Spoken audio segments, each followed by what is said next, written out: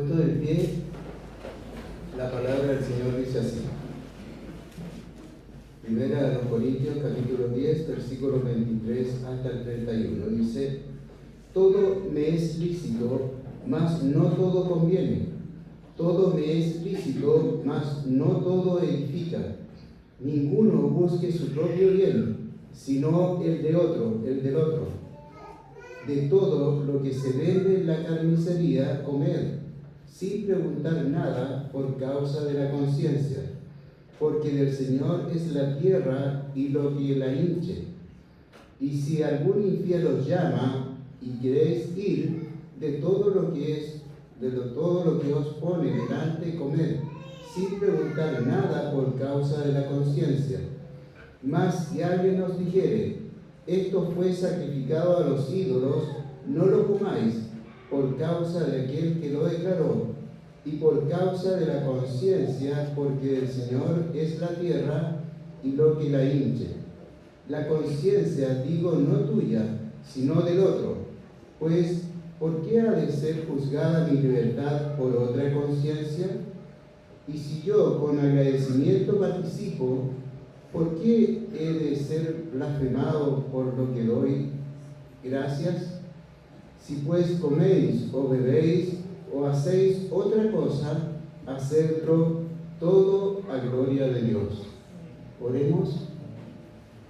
Santo y eterno Dios, nos dirigimos ante su trono de gracia para darle, Señor, el agradecimiento en esta mañana, Señor, por su palabra, por el alimento espiritual que significa para nuestro crecimiento en la fe y como testimonio como hijo de Dios.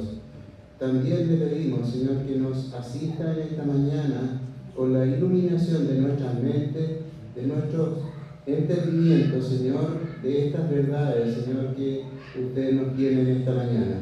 Se lo pedimos en el amor de Cristo. Amén.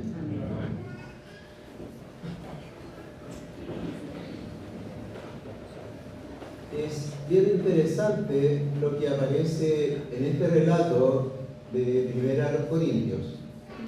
Y el objetivo que está señalando Pablo al escribir todos estos versículos era de las costumbres que habían en aquel tiempo, en el cual se pensaba que los demonios o las cosas que podían hacer mal a una persona estaban en lo que se podía comer, en lo que se comía.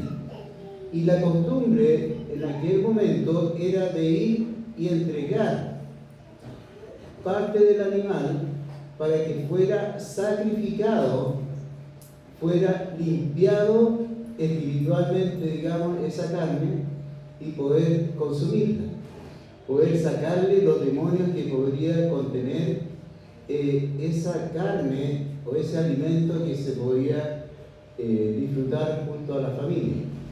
Entonces es por eso que la costumbre de toda la familia, cuando mataban un animal, iban a estos templos para que limpiaran, le hicieran todo un ritual a este consumo que iban a hacer, para poder limpiarlo de todos los espíritus que podría contener este alimento. Y esa es lo que está en aquel momento apuntando Pablo en las costumbres de aquel tiempo.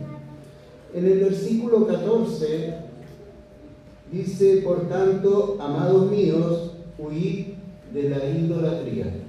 Entonces, todo este contexto que nosotros estamos viendo tiene que ver con el asunto del cristiano con respecto a la idolatría. Y dentro de los versículos que leíamos hay varias repeticiones que significan que es algo importante. Y nos habla de la conciencia. La conciencia es muy importante de poder conservar una buena conciencia, y esto significa la relación que tenemos con otras personas. No es simplemente lo que yo pienso y esto hago, sino que tengo que tener en consideración a las otras personas que pueden afectar con los hechos o con las cosas que nosotros hacemos o decimos. Y eso es lo que está apuntando Pablo. Para Pablo era intrascendente si este alimento era o no sacrificado a ídolos, porque evidentemente a la luz del conocimiento de Pablo o de los primeros cristianos, evidentemente los demonios no estaban contenidos en la carne que iban a consumir, sino que los cristianos que hacen cuando consumen un alimento, lo santifican, ¿no es cierto?, con una oración para poder ser de provecho a nuestros cuerpos y por lo tanto queda santificado con la oración que nosotros hacemos de aquellos alimentos. Y finalmente, ¿no es cierto?, la palabra que más se repite acá es la conciencia, la libertad de conciencia. Y eso es muy importante para Pablo, el poder despejar todas las cosas que nosotros hacemos para tener una buena conciencia. ¿Y qué significa buena conciencia? En el versículo 31 nos alumbra algo con respecto a esa buena conciencia. Y dice, al final de este versículo 31, dice, hacerlo todo a gloria de Dios. A gloria de Dios. La gloria de Dios es un atributo que nosotros estamos exaltando con respecto a Dios. La gloria de Dios es la magnificencia del ser de Dios. Y esta es una de las verdades que destaca el movimiento de la Reforma. La concepción que nosotros tenemos con respecto a este Dios.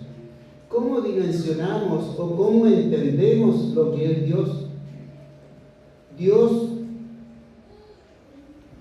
en la idea de cada persona, si preguntáramos ¿qué es Dios para usted o para nosotros?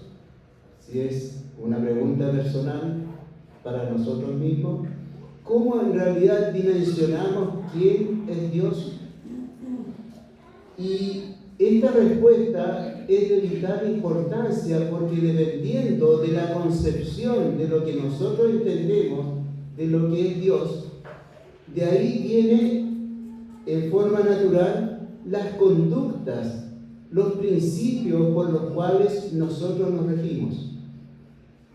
Por lo tanto, es importante que tengamos una buena apreciación de lo que es Dios, porque eso depende de la teología, de la vida cristiana, de la forma como nosotros nos desarrollamos y vivimos. Ordena todo el quehacer del hombre con respecto a lo que entendemos de Dios. Y existen varias dificultades para dimensionar lo que es Dios. Cuando lo hacemos fuera del conocimiento de lo que dicen las Sagradas Escrituras, se producen errores que muchas veces personas que ante esta pregunta de quién es Dios o cómo entienden que es Dios, sin tener la base del conocimiento de las Sagradas Escrituras, tienen una idea con respecto a ese Dios que se aleja mucho a los principios que nos enseña su palabra para referirse al ser maravilloso de Dios. Para algunas personas, por ejemplo, Dios lo dimensionan como un policía celestial, que está atento a cuando las personas actúan mal, hacen cosas indebidas, ahí viene este policía y los castiga. Por lo tanto, para ellos es un Dios castigador, es un ser que está pendiente de cuando se hacen cosas malas. Hay otras personas que lo miran, ¿no es cierto?, viendo todas estas cosas que nosotros vemos en las noticias. Las noticias, para ser noticias, tiene que haber sangre, violencia, ¿no es cierto? Y eso es lo que se destaca en los noticieros. No se destacan las cosas positivas.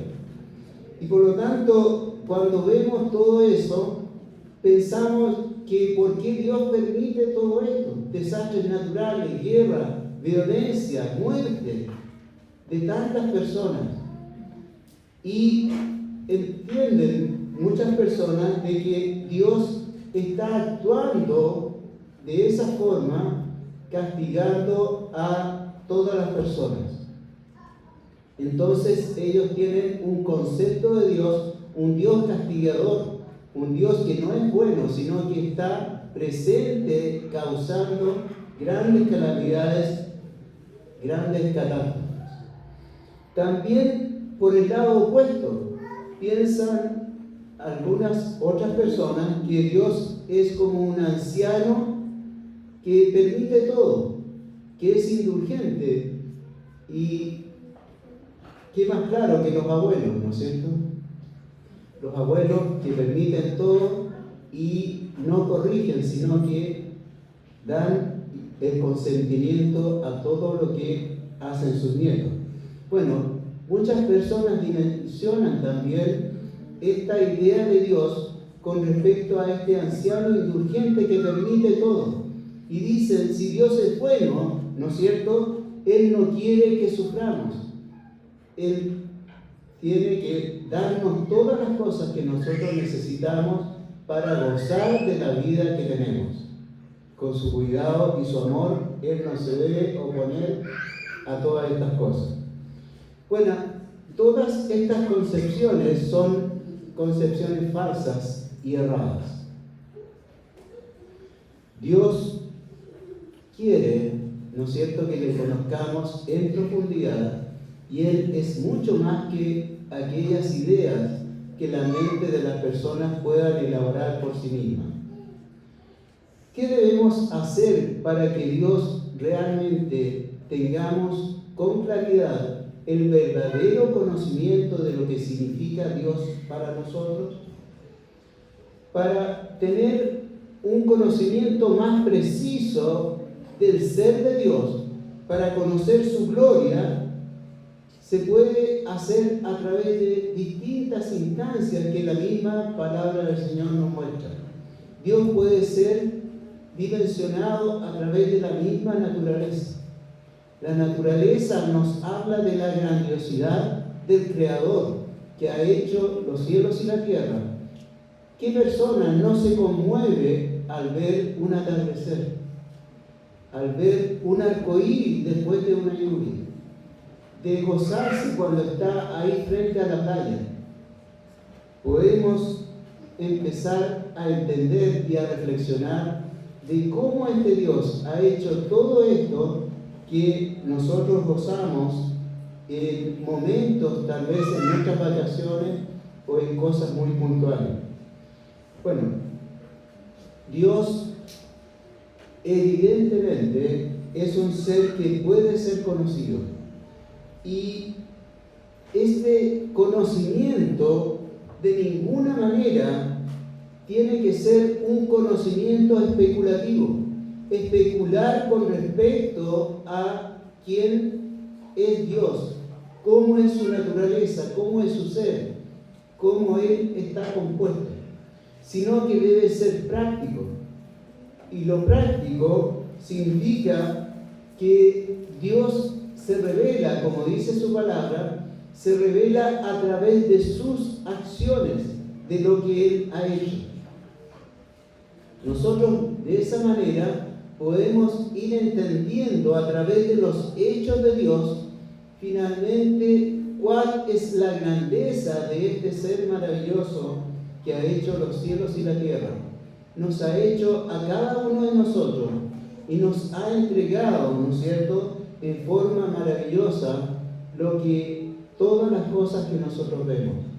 Cuando empezamos a analizar el cuerpo humano, la maravilla de todos sus miembros, cómo funcionan, empezamos a entender la grandeza del ser de Dios. Todo lo que está en la naturaleza, la creación, nos habla de un Dios grande, poderoso y magnífico, ¿no es cierto? Y por lo tanto, mediante esas percepciones que están a nuestro alcance, podemos ir entendiendo y dimensionando la persona de Dios. También tendremos una concepción de que es un ser infinitamente supremo. Él es perfecto en todo su ser. Y cuando vamos entendiendo estas cosas, ¿qué sucede en nuestras vidas cuando vamos ahondando en el conocimiento de Dios? Finalmente lo haremos en forma natural nuestro Señor. Ese Señor que nos gobierna y que sabemos que estamos dentro de su voluntad. Todas las existencias de los seres humanos están en la voluntad de Dios. Hemos sido creados para Él. Y por lo tanto, vemos que todas las cosas suceden porque Dios así lo ha determinado. Y de esa manera lo hacemos nuestro Señor. Y eso nos va alejando de lo que se llama la teología inversa. La teología inversa, ¿qué significa esto? Que la dimensión de cómo apreciamos a Dios tiene que ser teocéntrica, donde Dios es el centro del todo del hombre. Y cuando vamos profundizando en ese conocimiento, Dios empieza a ser lo primordial en nuestras vidas, lo más importante. El desarrollo de todo el quehacer de nuestra vida depende y está relacionado siempre con la presencia de Dios, quien está presente en nuestra vida en todos los aspectos que involucran esa vida que Dios nos ha colocado. Pero si no tenemos ese conocimiento, esa profundidad de entender a Dios, lo vamos a ir reemplazando por lo que se llama la teología inversa, que es una teología antropocéntrica, donde el hombre es el centro del todo del quehacer de las personas.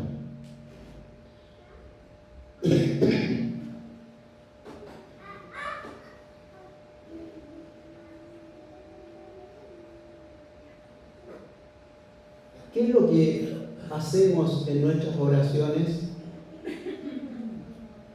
Y ahí muchas veces vamos a entender cómo estamos dimensionando a Dios. Le estamos dando la grandeza a Dios en nuestras oraciones, en nuestras formas de pensar, de analizar lo que sucede en nuestras vidas. Entonces, cuando el hombre se empieza a alejar de esta dimensión correcta de lo que significa Dios, empieza a ser más egoísta y empieza a pedir cosas para sí mismo, para que Dios actúe, ¿no es cierto?, de acuerdo a lo que nosotros pensamos y no a lo que piensa Dios.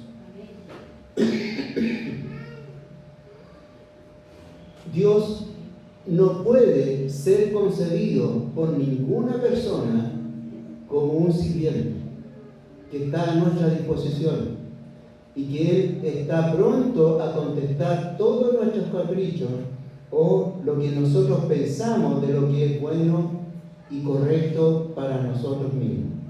Tenemos que aprender a esperar en Dios. Él nos ha creado. Nosotros no hemos creado a Dios.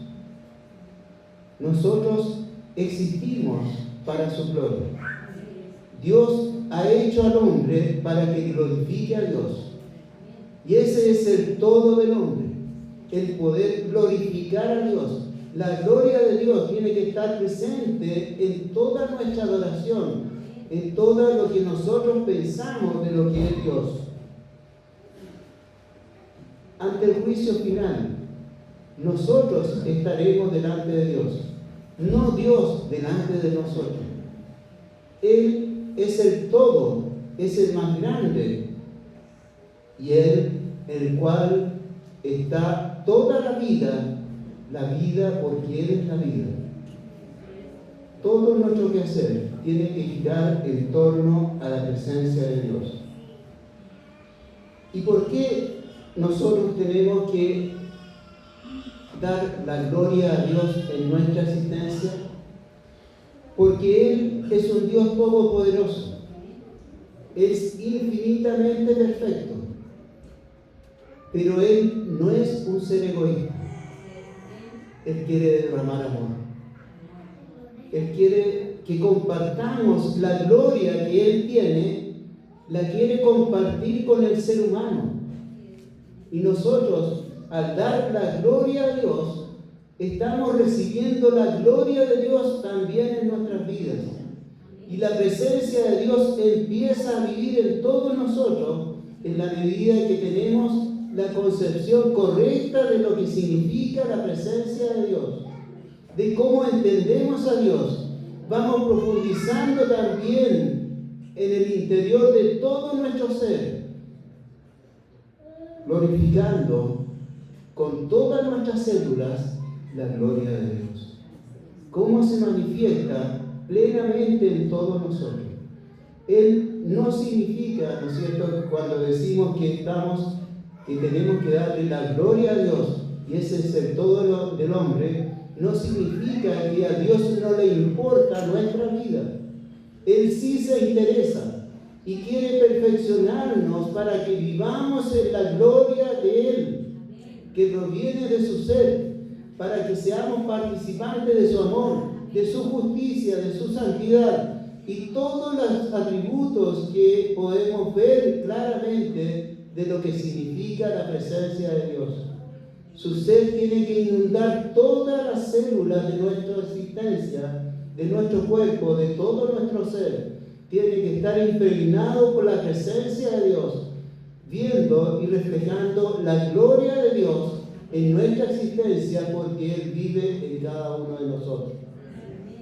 Esta doctrina es un testimonio poderoso de un cristiano que vive en la presencia de Dios, que ha logrado comunicarse en la forma correcta, dimensionando el ser de Dios en su vida. Dios actúa con voluntad, con soberanía y con sabiduría sobre cada uno de sus hijos. Los reformadores enfatizaron esta enseñanza: sea Dios, a Dios sea la gloria, para contrarrestar el sistema religioso que había en aquel momento, cómo la iglesia estaba suplantando la supremacía de Dios en la vida de los hombres. Y finalmente, es una enseñanza que nunca se debe apartar de nuestras vidas. Nosotros tenemos que consagrarnos día a día para recibir, para vivir en la gloria de Dios, en la presencia de Dios. Cuando nuestro corazón se llena de gozo por la presencia del Espíritu Santo en nuestras vidas, como vemos que Él está participando en cada una de las áreas de nuestra vida y está ayudando en nuestro crecimiento, en nuestra santidad, en la consagración que nosotros como hijos de Dios tenemos que desarrollar en nuestra vida cristiana. Tenemos que resaltar la soberanía de Dios por sobre todas las cosas. Él es poderoso y Él es soberano y actúa con su perfección en toda la historia de cada una de las personas, de cada uno de los seres humanos. Y esta gloria de Dios especialmente se hace presente en el acto de la salvación. La salvación, en la salvación provista por Dios, vemos su gloria en toda su magnificencia. Y esa gloria, fíjense ustedes que está basada en una muerte que era una muerte de maldición. Jesucristo, el Hijo de Dios, murió en la cruz. Él murió por la voluntad de su Padre, para entregarnos el camino de la salvación. Pero Él no se quedó allí, sino que fue resucitado. Él venció la muerte y hoy vive y reina para siempre. Él es el autor de nuestra salvación. Y mientras vemos a Cristo, ¿no es cierto?, sentado ahí a la diestra del Dios Padre, nosotros contemplamos la magnificencia de la gloria de Dios, de lo que Él hizo en la cruz del Calvario, y cómo nos asegura que nosotros tengamos ahora la opción de tener la vida eterna solamente aceptando a Jesucristo como nuestro único y suficiente Salvador. Jesús dice: separados de mí, nada podéis hacer. No hay esperanza para el hombre que no está con Cristo. Gloria a Dios, porque Él ha hecho todo por amor de nosotros, entregándonos el camino de la salvación por esta muerte que Él hizo voluntariamente en la cruz del Calvario. La Biblia nos dice de que la salvación es del Señor, del principio hasta el final, es obra de Dios. No puede presentarse en compensación a esa salvación ningún acto, ninguna obra que el ser humano pudiera hacer con respecto a la justicia de Dios. Solamente se hace con el único camino que es Jesús. Él mismo lo dice: yo soy el camino, la verdad y la vida. Y gracias damos a Dios porque Él nos atrajo hacia esa salvación. Él nos ha colocado en el camino que es Jesucristo, para que nosotros podamos hoy día también vivir y empezar a vivir en la gloria de Dios. Y qué mayor esperanza es esperar el momento de nuestra glorificación, donde ya veremos en toda la dimensión el ser de Dios, con toda la gloria que significa el ver cara a cara a nuestro Señor Jesucristo. Moisés en algún momento le pidió a Dios ver su gloria, que le permitiera ver su gloria.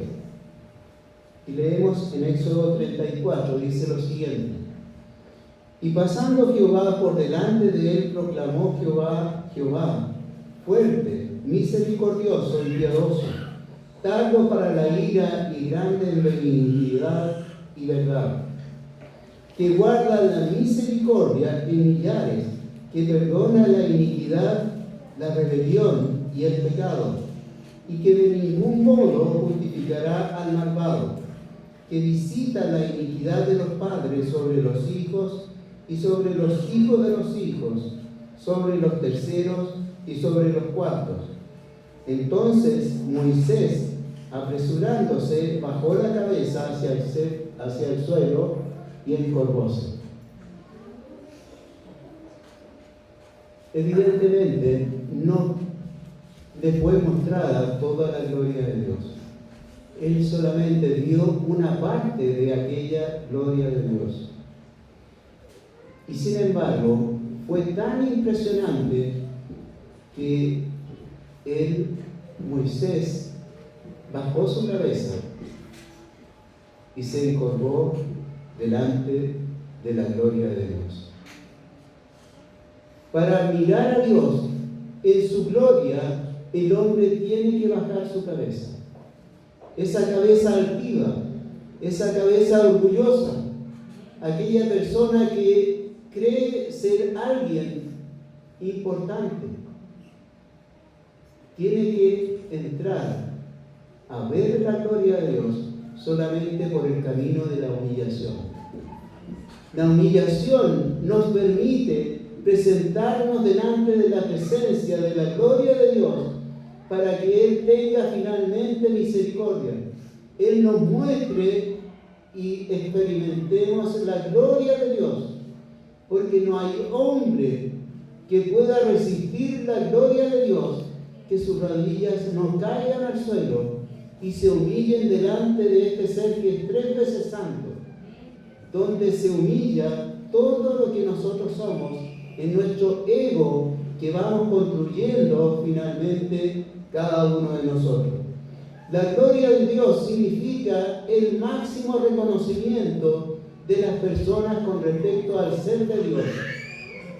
No podemos rebajar esa concepción, los hijos de Dios. Tenemos que luchar, ¿no es cierto?, en nuestra vida diaria con esfuerzo para mantener el testimonio que Dios demanda en su palabra. La gloria de Dios, hay algunos íconos en la Biblia que nos muestran la gloria de Dios. Al comienzo de este mismo capítulo nos habla de la nube que acompañó al pueblo durante 40 años y donde ellos vieron que la provisión de Dios fue durante esos 40 años cuidando a todas las personas que estaban debajo de esa nube ahí en el desierto. No le faltó alimento, no le faltó ese cobijo, ¿no es cierto?, que tenían que tener en la noche, porque esa nube se encendía en la noche y ustedes saben, en el desierto se producen las temperaturas a la inversa del día, temperaturas que bajan mucho y las personas tienen que abrigarse mucho para poder permanecer en un desierto. En el día un calor abrasador y en la noche una gran baja de temperatura. Y ellos fueron preservados por esta nube de día y de noche. Y eso es la nube que está sobre las personas, la nube de misericordia que está sobre cada uno de nosotros, donde vemos que hemos sido preservados en toda nuestra existencia desde el momento en que hemos aceptado a Jesucristo como nuestro Salvador, donde no nos ha faltado el alimento diario y la compañía de Dios ha sido permanente sobre cada uno de nosotros. ¿Podemos negar que estamos bajo la gloria de Dios? Ha sido abundante la misericordia que Él ha colocado en nosotros. También otro ícono que nos muestra la Biblia para representar la gloria de Dios es el sol. El sol, que importante es el sol para toda la vida que hay en nuestro planeta. Y cómo Él, ¿no es cierto?, representa ese sol maravilloso que muchas veces lo contemplamos. Vemos que nos anticipa el resplandor poderoso de la gloria de Dios. Ese resplandor que todavía no vemos físicamente. Estamos esperando aquel momento cuando estemos viendo y contemplando toda la gloria de Dios. También podemos dimensionarlo, como dice la Biblia, a través de lo que significa un espejo. ¿Qué cosa es un espejo? Bueno, todos los conocemos, ¿no es cierto? En la mañana lo primero que hacemos en el baño es mirarnos a un espejo. El espejo es un reflejo en el cual estamos viendo nuestra cara, nuestro ser en la mañana.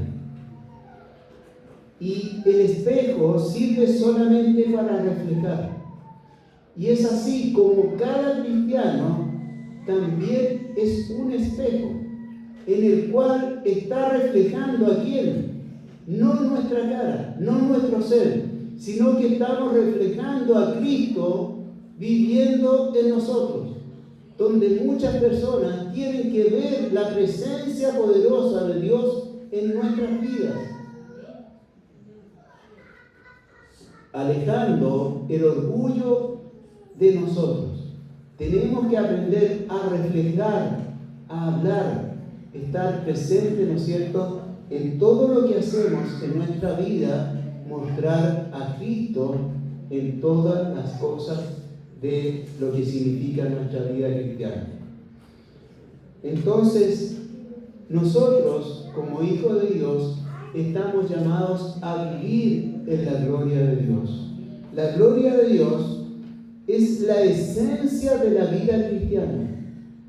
Es la historia que está presente en cada uno de nosotros de la presencia de Dios, donde como hijos de Dios estamos centrados en la persona de Dios y no en nosotros mismos. También es participar de la gloria de Dios a través del Evangelio. El Evangelio significa la gloria de Dios. Cuando una persona acepta a Jesucristo como su Salvador, se produce un nacimiento, dice la Biblia, un nuevo nacimiento. Y esa persona que empieza a vivir, porque antes estaba muerto en sus delitos y pecados, empieza a vivir por la gloria de Dios.